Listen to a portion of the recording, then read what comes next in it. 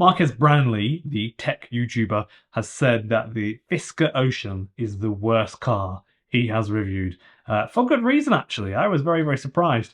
So when you watch his video, the first half, he talks about how good it is. The second half, he lays into it. So my video is really just a succinct video to put all the little things he said and break it to you and actually explain to you why it is quite a bit crap, basically. So he's a tech YouTuber, 18 million subscribers. He reviews phones and cameras, and he has another channel called Autofocus where he reviews electric cars.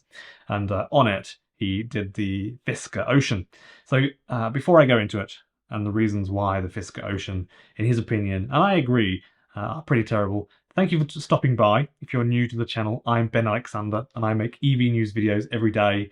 I've been moving around the house. This is the third spot I've picked to film in to just try. I think the last couple were a bit too busy and a bit dark. So I hope this is okay. Let me know if you think it's a bit crappy, but this is a good starting point, I think, so I can just sit and do my videos and spend my time researching rather than thinking about where to sit and make my videos. And I also spend a lot of time researching when I make my videos. Most of them require a good few hours of work and prep work and making notes and researching and just fact-checking things, you know. Because, for example, a lot of the prices of cars I mentioned, maybe a year ago that was a different price, and then they dropped the price $6,000 or something like that. So I just need to make sure that all these things are correct when I say them. So I love what I do either way, so it's okay with me. I'm happy to do that. But anyway, I hope this is an okay little setting for us. So the price of it, the Fisker Ocean, is about £37,000 in the UK, and you can buy it in the US for 39 roughly to 72 roughly US dollars. And there's a dual motor quick version, and then there's a single motor not so quick. So there's a really interesting backstory to Fisker, the company. So the Danish chap called Henrik Fisker is behind Fisker Inc. That's the company when he created it, Fisker Inc. And they were actually making cars in 2006, I believe it was. They did a couple, one every few years, nothing worth mentioning, and they didn't really sell any of them. And now, in 2016, he sort of revamped the company, and then they've come out with their first car in 2022, which is the Fisker Ocean. So he is actually the chap that designed the Aston Martin V8 Vantage and the BMW Z3, not the Alpina version explicitly, although that's pretty much similar, isn't it? And the Aston Martin DB9. So he's pretty well known. He's done some designing for sure, and he started his own brand. So this is all him, and I think he sold parts of it off to China already, which is interesting. And in 2016, he launched Fisker Inc. The Fisker Ocean, largely an awesome car. I think it looks pretty cool. I consider having one up until the point where I realised how bad it was with the tech and the glitches inside, for example. So it's got some pretty crappy problems. So let's just start with a very short list of things that Marques Brownlee liked about it. And I generally agree with everything he says here. So it's good looking. It's a pretty cool looking car, bit of an SUV, pretty cool to look at. Nice paint choices and things like that. Nice lights, nice wheels.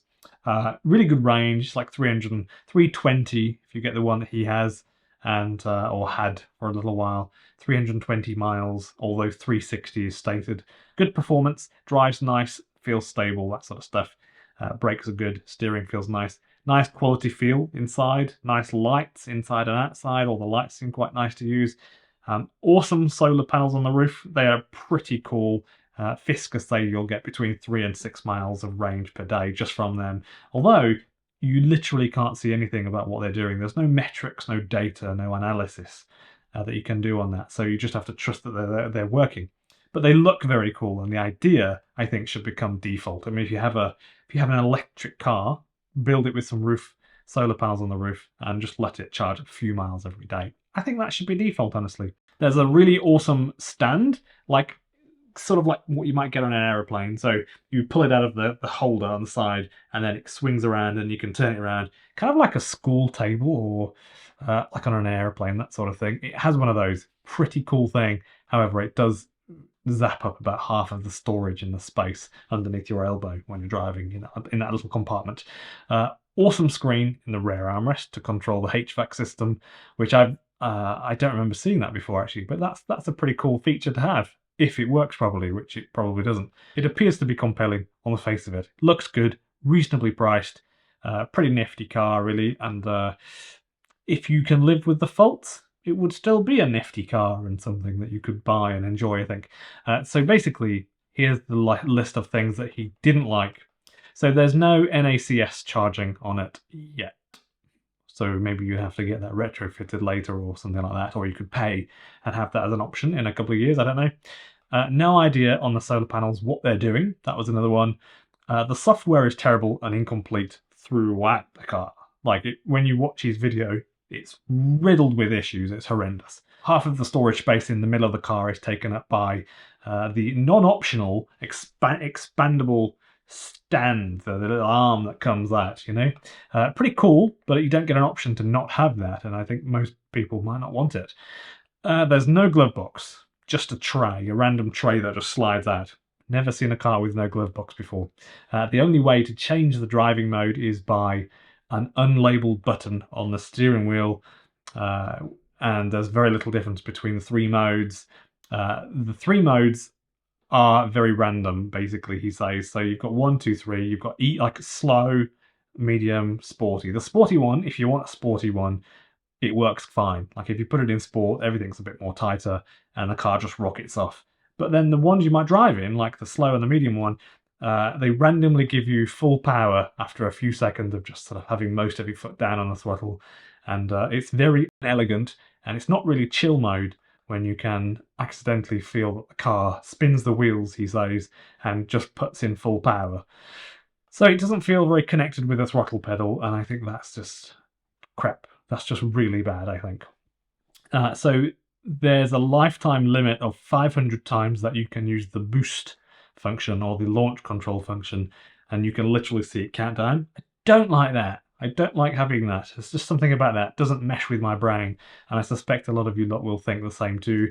Don't really like that. I mean, it's probably something they could do without telling you, and you'll probably never get to know that it's done 500 launches until 10, 15 years down the line, and even then, that's questionable as to why it's had 500 launches. That's a lot of launches. So you can see it count down. I don't really like that.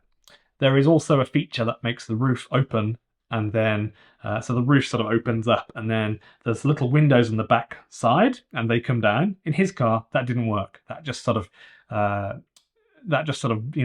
fits in the image of this car having a crappy bit of software, and none of it electronically is working properly. The outer buttons on the steering wheel, so they are very easy to hit when you turn like that. They're just sort of here, right underneath your palms, and you can really easily hit them. And like, for example, one of them on the left, if you're listening to music, just resets the music to the beginning, which is just annoying, really annoying and glitchy and ill thought out. He also says that, to be totally honest, the software is a mess. He has literally never started the car with no warning light appear. Lights such as, he says, steering system issues, braking system errors, cameras failing and not coming on when you reverse, the ADAS system not working, and the screen is also really laggy, like 3-4 seconds, and then it will do what you want it to do. Like, for example, if you press the unlabeled button for a few seconds, the screen rotates and then it freezes, literally for 4, 5, 6 seconds, and then it turns the screen around on the software. Very stupid. It's nothing that you'd expect in 2024, I don't think. The Bluetooth also was a big issue. So the Bluetooth has been very random, has not been working, and then has just weirdly started playing music when he gets in the car the next day. Bluetooth randomly starts disconnecting and then connecting and disconnecting, and then playing the music out of his phone and then out of the car and out of his phone without even touching it. Basically just doing what it wants, which is terrible. The screen in front of the steering wheel flash. It's got like sort of, if you're accelerating or decelerating, uses a couple of colors to show if you're accelerating or decelerating. But in that middle bit where you're sort of like a little bit of throttle, sometimes on and off, basically it just flashes, and it's really distracting at night time. It's that sort of stuff, ill thought out. I don't really like that.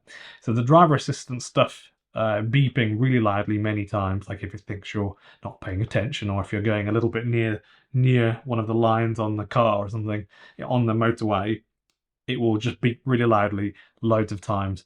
It also doesn't have hill hold, so that it will literally let you just roll backwards if you take your foot off the brake to accelerate off from the traffic lights on a slight incline. It will let you roll back first, and the car seems very unresponsive to proximity with regards to the key. So if, for example, you've left it for a day or a couple of days, and then you walk to the car, it will literally just not automatically recognize you, and then it won't wake up or flash the lights or do anything.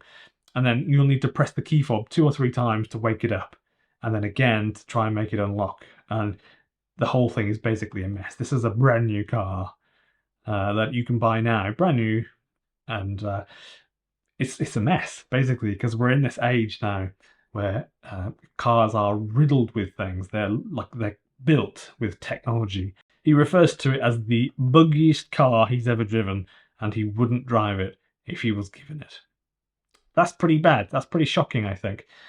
So for him to say something like that, that's pretty bad. Like, you could see he was really unimpressed with it.